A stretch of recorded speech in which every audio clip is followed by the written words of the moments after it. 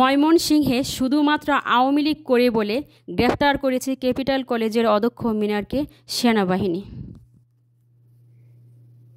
ওনার যে সামাজিক যোগাযোগ মাধ্যমগুলো আছে, হোয়াটসঅ্যাপ, টেলিগ্রাম এবং অন্যান্য অ্যাপসগুলো আছে, বিভিন্ন নাম না জানা অনেকগুলো অ্যাপস আছে।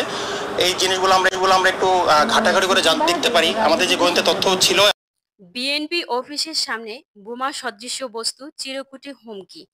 মেহেরপুরে গাংনী উপজেলার নওদা মঠমুড়া গ্রামের স্থানীয় বিএনপি অফিসের সামনে থেকে দুটি বোমা সদৃশ্য বস্তু ও চিরকুট উদ্ধার করেছে পুলিশ।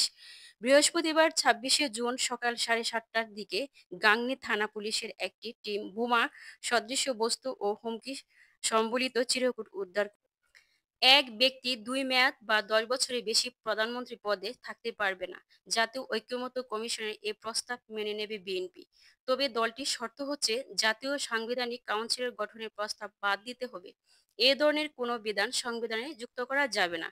যদিও জাতীয় সাংবিধানিক কাউন্সিলের প্রস্তাব থেকে সরে এসে সাংবিধানিক ও সংবিধিবদ্ধ প্রতিষ্ঠানের নিয়োগ কমিটি গঠনের প্রস্তাব করেছে জাতীয় ঐক্যমত্য কমিশন। এতেও রাজি নয় বিএনপি এবং এর মিত্র কয়েকটি দল।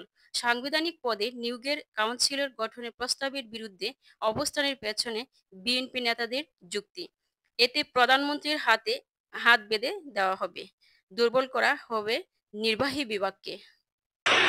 এই মুহূর্তে ছাত্রলীগ ও আওয়ামী লীগের রাজধানীতে বিশাল মিছিল চলছে।